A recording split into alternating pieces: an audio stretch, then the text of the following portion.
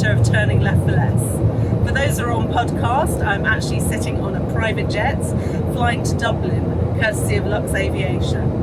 And today I'll be talking a little bit about how you can fly on a private jet too, using something called an empty leg, where private jet companies sell off a leg that's empty, flying somewhere at a much reduced price. So stay tuned for that. Well, for this week's travel news, I'm somewhere a bit less exotic than usual. I'm at the Portsmouth Marriott. It's actually not a bad hotel if you need a hotel around here. It's actually by Port Solent, which is quite a nice place with restaurants and shops.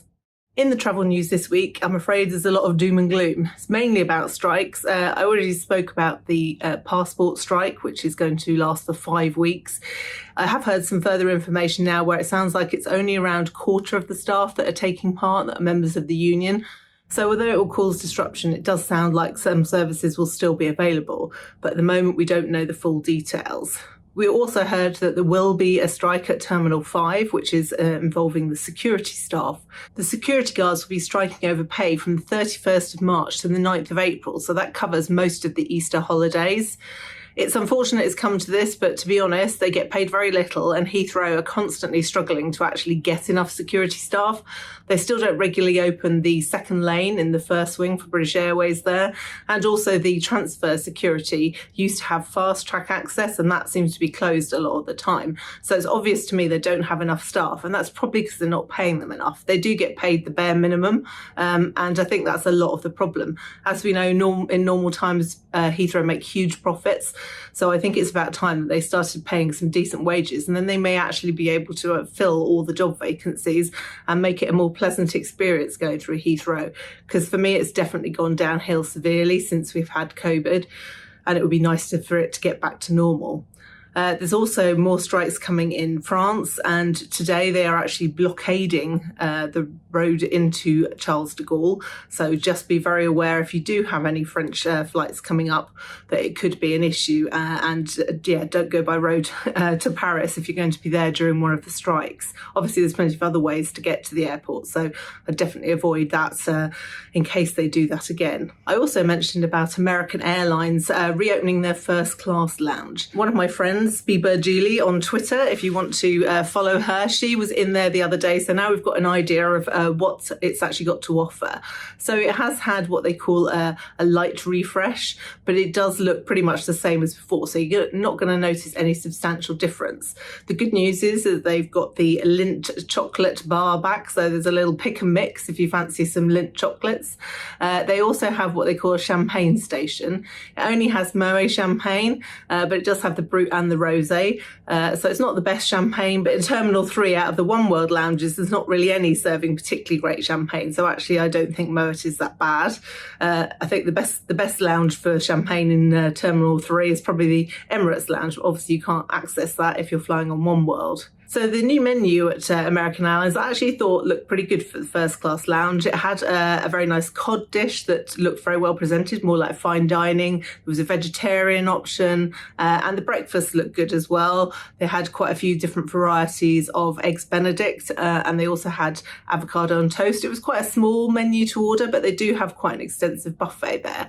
So actually, if you've perhaps got a bit tired of the Cathay Lounge or don't fancy the Qantas Lounge, because it can be very busy at certain times, the American Airlines Lounge might actually be a good option. It tends to be quiet later in the day because obviously most of the transatlantic flights tend to go around lunchtime. So if the other lounges are quite busy, it's quite a good one if you want to go and get a bit of peace and quiet, perhaps get some work done. I find the staff in there are generally very helpful. So it's one to consider, even if it may not be what you might regard as the most exciting lounge out of the options for oneworld.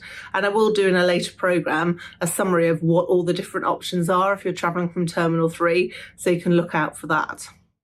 So what is an empty leg? Well, an empty leg is when a private jet is positioning somewhere for a paying client. So they sell the leg off much cheaper, which means that you can potentially get a bargain. You really need to be able to fill the aircraft to actually make it cheap enough for most people. But it depends on the size of the jet. Sometimes it only seats 4 people. Others, like the one I'm on today, seat a lot more. So it will say when you look at the list of empty legs how many people it seats, and also where it's going and the date and how much it is. You don't get any choice about where you go. You literally have to look through the list of empty legs. If we look at Lux Aviation, for example, on their website, they update it every every 10 minutes. So you probably need to be pretty quick and keep checking, and then hopefully you can get something that is your sort of thing. A lot of the empty legs tend to be shorter legs, like today I'm doing Luton to Dublin, and you may find that you have to fly from an airport that may not be ideal. For example, Luton or Biggin Hill tend to be the London ones that are used. Southampton's another one where they have quite a few private jet flights. So flexibility is definitely the key to getting what you want, and quite often if they're fairly short notice you can get a better deal as well.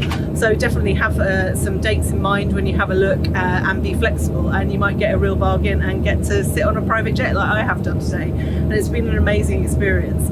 I've flown first class before, so I've had some pretty luxurious experiences, but this was definitely a step above that. So we had an amazing breakfast on this very short flight to Dublin, personal service all the time, a private jet terminal. You really couldn't ask for any more. Problem is, how am I going back to flying commercial after this?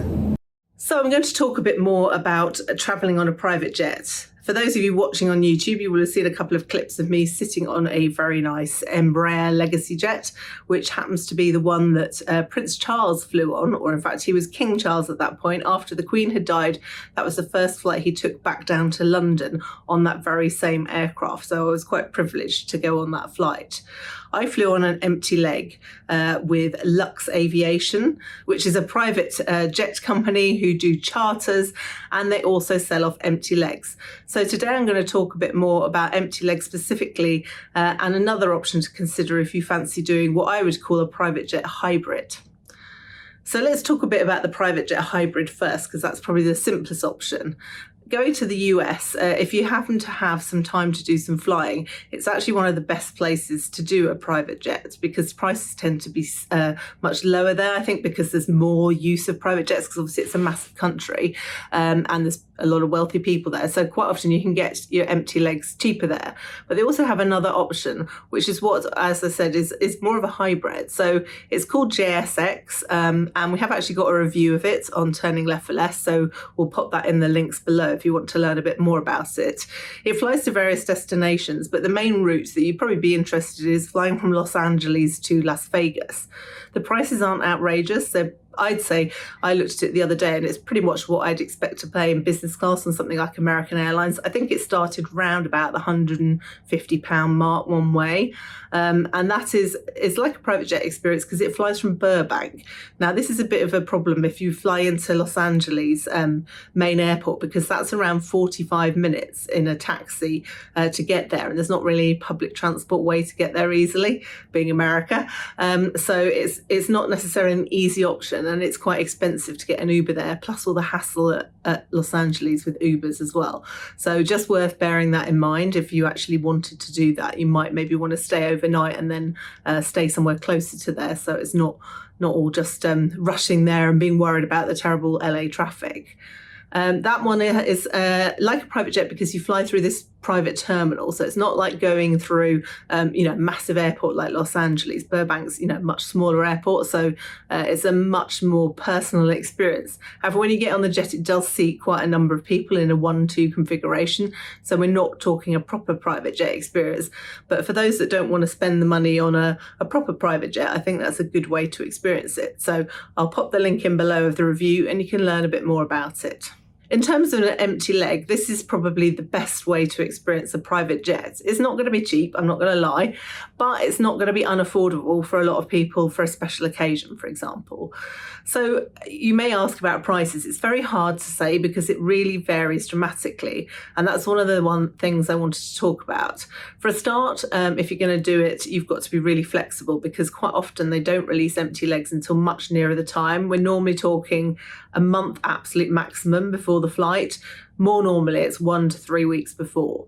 So if I were you, I would maybe have a backup plan. It's a good way to perhaps have a miles flight. So for example, doing a short route like I did, London, Dublin, you could have something booked on Avios or Aer Lingus, whatever you wanted to do, and then keep an eye out for those empty legs. I will put the links for the private jet companies that do empty legs below, or at least a selection of them, but it's always worth Googling. If you Google it, it will come up with a list of various private jet companies that do empty legs. So that's probably the best way to find a comprehensive list. Most of them don't show prices. That's because it's negotiable, which I don't think some people realise. The closer it gets to the time, the more likely they are to take an offer. Obviously, if it's quite a long way out, you may want to decide to wait if it seems too much for you. And nearer the time, they quite often will do an offer, because let's face it, otherwise they're going to fly it empty and not make any money at all. So they want to get something. So start with an offer, and it's definitely negotiable. See what they say. I would say prices probably start around £500 per person for something short, so less than an hour. So you may be talking Paris, Amsterdam. The main thing you want to do with an empty leg is fill the plane. So most private jets start from 5 people upwards. So if you can actually fill it, then you can probably get it down to around the £500 per person. Yes, it's not cheap. Actually, you could pay that for a business class flight to Paris with British Airways at the last minute. So I think for what you actually get, it's not bad money at all. I really loved my experience. I'll talk a little bit more about that now. So one of the big differences is not flying through the main terminal. I flew from Luton, and to be honest, you wouldn't generally get me going through Luton unless I absolutely had to. But of course, you don't go to the main terminal. You go to Luton to the private signature jet terminal, which is completely different. When we were in there was literally no one else apart from one other person in there in this very large, very nice lounge. One thing that surprised me is they didn't have any table service. You think for someone paying £20,000 or more for a private jet that they would have table service, but they had definitely alcohol, champagne, coffee, and some snacks, but there was no real food, which again, I was slightly surprised by at breakfast that they didn't have a few pastries or something a bit more substantial. I'd say that's unusual, because I've been in the private jet terminal at London City, and they definitely had a lot more to offer. Not like, huge amounts of food, but it was definitely a bit more substantial in what they had available. However, I guess most people generally will eat on the private jet, which is worth considering. I then was called to my flight about 10 minutes before we were due to take off. We simply walked out of the door straight across the tarmac to the plane that I could see sitting outside from the lounge. So it was very easy. And in terms of immigration and security, it has a private security lane, which we were the only people in it. So it was incredibly quick. And for some private jets, they don't even need to use it. It depends on the size of the private jet as to whether you have to go through security. But most of the sort of ones you're likely to fly on, probably you will need to go through. But I mean, that was a big benefit, not having to queue up and having, the lane to yourself was very luxurious. Then when we were on board, the crew introduced themselves to us. There were 2 pilots. And also there was a cabin crew member that was serving us, and that definitely felt like a very personal service. We had the hot towel service, and we had a choice of seats because this was quite a large flight. It actually had 13 seats, so we sat in the sort of relaxing area for takeoff. You do have seat belts, but it does feel more like an armchair rather than what you're used to in a normal short haul flight. So it was very, very comfortable. And then we had breakfast, which was at a proper dining table, all laid up with white linen. And on a short flight like that, you're not going to get a cooked breakfast, but on longer flights you do get something more substantial. With that, we got pastries and fruit beautifully laid out. The cabin crew was there to serve us the whole time. We could have had champagne, we could have hot drinks, coffee, tea, whatever you wanted. Nothing was too much trouble if they had it on board. And obviously, if you're chartering something, then you can pretty much have whatever you want. There might be an extra charge if you ask for something really expensive, like P2 champagne maybe, but if you've got £20,000 to spend, you can probably afford it. But yeah, they will generally cater for whatever you particularly wanted, as long as it's not too outrageous.